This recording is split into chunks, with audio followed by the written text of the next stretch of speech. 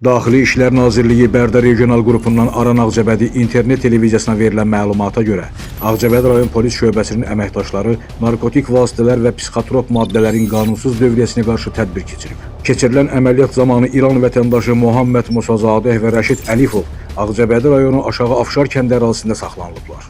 Saxlanılan şəxslərə baxış keçirilən zamanı onlardan 2 kiloqram narkotik vasitə, heroin, eləcə də psixotrop maddə, metamfetamin aşkarlanıb. Araşdırma zamanı Muhammed Musazadehin narkotikləri idarə etdiyi maşının gizli saxlanış yerində qanunsuz olaraq ölkə ərazisinə gətirdiyi müəyyən edilir. Faktla bağlı Ağcabədi rayon polis şöbəsində cinayət işi başlanılıb. Məhkəmənin qərarı ilə adları çəkilən hər iki şəxs barəsində həbs qəti imkan tədbiri seçilib. Araşdırmalar davam edir.